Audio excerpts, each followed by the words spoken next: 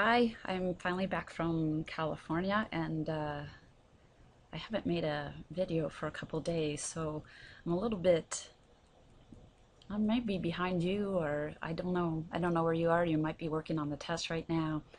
The last, there's just a little bit left in the class, but I think the last really major thing is doing some type of statistical application now that we understand probability a little bit better.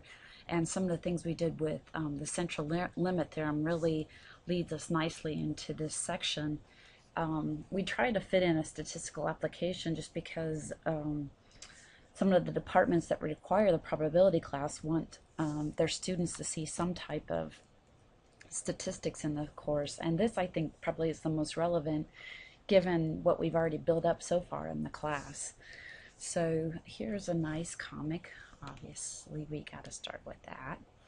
So let's come down a little bit. So I'm just going to define a little bit about statistics, a little bit of background, and then I want to build a confidence interval. So statistics is a discipline concerned with, this is a big word, optimal acquisition of data.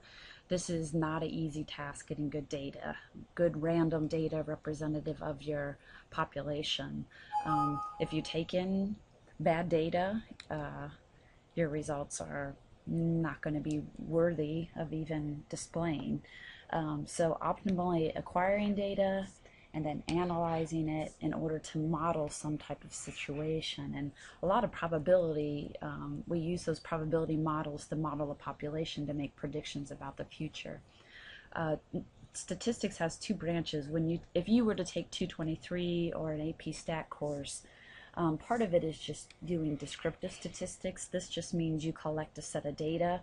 So maybe I'm collecting data on GPAs of Rose-Hulman students. So let's say I take a random sample of 10 students, and here's some of their GPAs. I'm just making up numbers. I don't know. I'm not quite there. Let's just say I randomly sample, get 10 values. If I'd like to describe this data, that's called descriptive statistics. So you can describe it with values. Little x bar for us is the mean of a sample.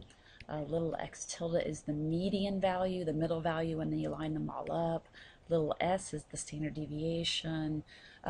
There's lots of measures you can find with a set of data.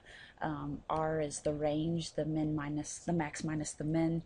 So we can also do graphics, right? I could maybe make a histogram and say whose GPA, how many are between 1 and, I don't know, maybe 1.5, 1.5 to 2, 2 to 2.5, right? And then you've probably seen histograms look like, kind of look like these bar graphs, right, that show how many are in each category. So there's lots of ways to display data as well.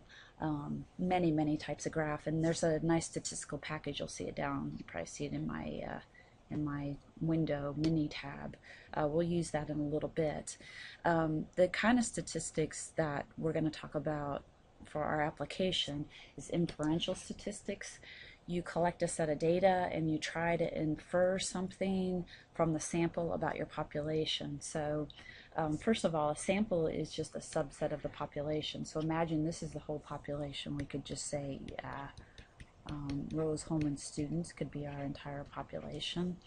And I want to take a nice random sample. That could be stratified sampling, systematic sampling. There's a lot of ways to take samples, but you want to make sure it is random. So let's say we take, again, before I took 10 students. No. No.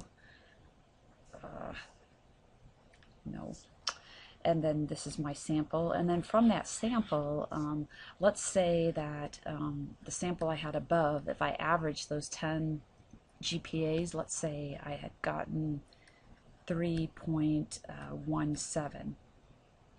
Now this is only a random sample of 10, but how well does this represent the mean of the population? So all quarter we've been working with populations and population distributions. You've seen the Greek letters, mu, sigma, I don't know what else we used, well, alpha, beta, anything that's Greek represents the population, but this is just the mean we got for the sample.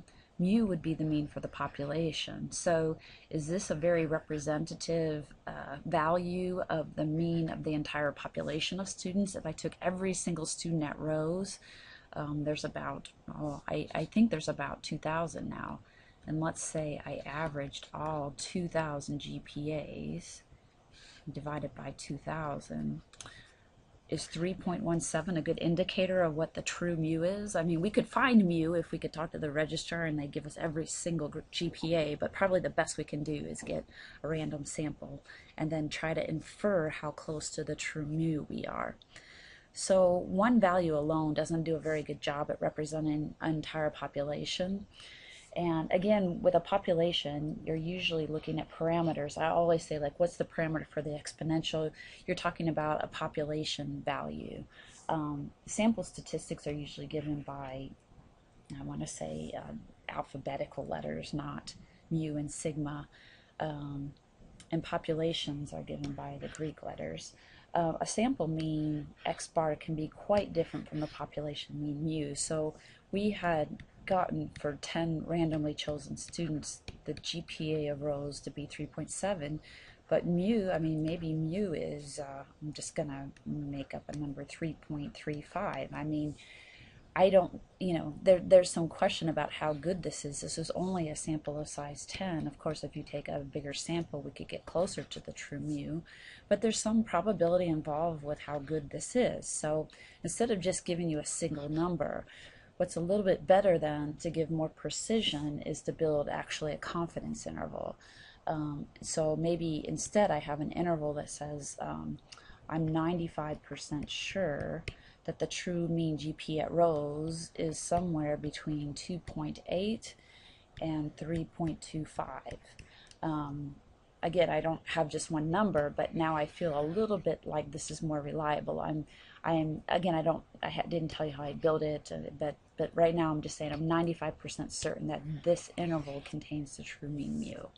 And that's what I'm trying to do with that confidence interval. I'm trying to give some confidence to this interval of numbers that I hope contains the true parameter of interest I'm looking for. So this is what we call a confidence interval, and the main thing about getting it is we need a random sample. And in this class, I'm just going to build one for mu right now. We can build a confidence interval for any parameter you want. We could build one for sigma, the standard deviation of GPAs, anything, the true median of GPAs. I mean, you can build a confidence interval for any parameter you want. And the confidence level tells you the degree of reliability of the interval. So of course a 95, I'm more confident with this than a 90%. But the thing is, with a 90%, we can actually get a tighter interval. So maybe now this is 2.9 to 3.21. I mean, yes, I've lost some confidence, but I've gained a little tighter interval. So, I mean, I always joke too, I mean, we could have a 100% confidence interval. I'm 100% confident that the true mean GPA of Rose-Hulman students is between 0 and 4.0. I mean, that's a useless statement, but I'm 100% confident in that interval. So I wanted to go to Minitab and build a couple confidence intervals for you so you get the gist of how I'm making them. And then we'll do some problems, but I think I'll just stay with a short video for now.